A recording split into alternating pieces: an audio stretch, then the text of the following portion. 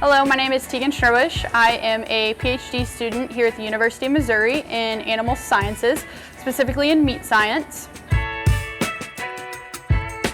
My PhD research is on the topic of beef on dairy. So with this project, we are looking at the growth, performance, carcass yield, and quality of beef on dairy cattle. So for my project, what we did is we gathered calves from MU's Foremost Dairy.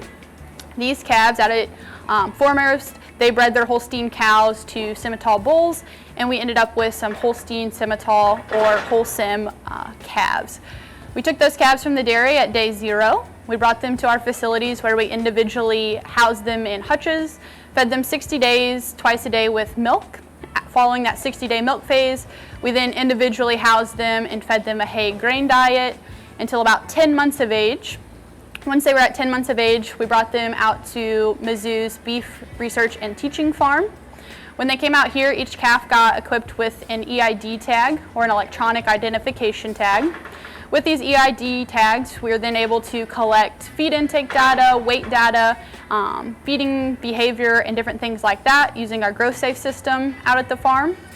Once these animals were in the feedlot and they reached 1,400 pounds, we then transferred those cattle onto campus. At campus, they were humanely slaughtered at the Mizzou Meat Market under USDA inspection. Following slaughter, we then began to take some carcass pictures, some carcass measures, and different yield and quality and retail characteristics to determine differences in terms of meat quality as well. So Teagan, why are we doing this for? What's the big issue? So the big issue, or kind of what we're trying to help, is really two different industries. So the dairy industry, but also the meat industry. We know in terms of dairy, we have to have a cow have a calf to get milk production. Okay, we have to have that. However, if we're having these Holstein or these Jersey cows, we know if we're getting bull calves that we're going to turn into steers, we know they're going to end up in the meat world. Having Holstein or dairy meat come through the packing plant isn't ideal. So by having this beef on dairy, specifically these Wholesems, we're giving the dairy industry a calf to get milk production, but we're giving the meat industry better yielding product to put into the meat world. We're also kind of solving some of the facility issues. Holsteins are very long carcasses. Packing plants have a difficulty with their rail heights taking care of Holstein calves. Having these Wholesems, we kind of shorten that frame, and we're also helping in terms of just facilities as well. But number one is that yield production and better quality in terms of the beef on dairy. So normally we think of a crossbred, black baldies, for example. Those are great. Are we getting that same improvement here? Yeah, so we are getting some improvement. Preliminary stuff is showing that having this cross opposed to just a straight dairy, we're getting improvements in terms of muscle size, in terms of yield, overall lean production off of them as well. So yeah, we're seeing that hybrid vigor. How about above just a straight Simmental? So we haven't done that quite yet. That'll be our year 2 research data that's coming through to show that.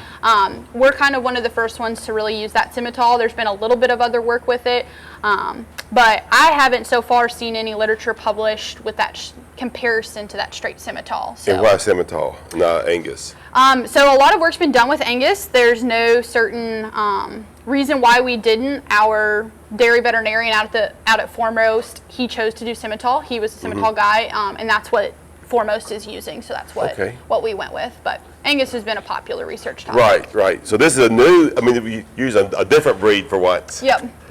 Well, there's been work, other countries are pretty advanced in this. So Ireland, Scotland, Australia, they're all pretty well advanced in terms of beef on dairy, where most of their dairies are breeding to these beef bulls. I would say this is a topic that the U.S. is slightly behind on. But here at MU and then at Texas Tech, we're kind of leading that front of getting that beef on dairy information out there. Well, if I'm a dairy producer, but I still want to produce replacement heifers, what would I do then? So for that, what we're finding is dairy producers, you go through your cow data, you find your top, depends on how big of a production you have, but you find that top 25% or 15%, whatever that number is, of your high producing cows.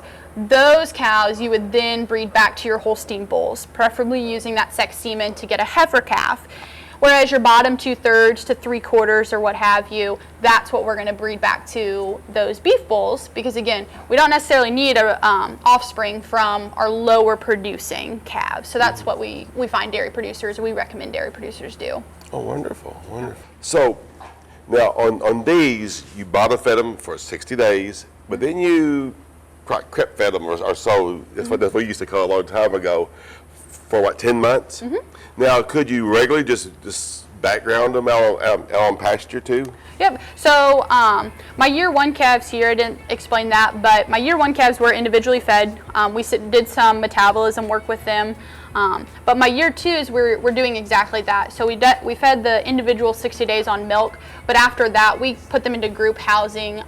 You could send them to pasture if you wanted. We did choose, just for research purposes, to put them on a grain hay diet after that 60 days. But yes, you could definitely put them into pasture and kind of background them before moving them to the feedlot. Great.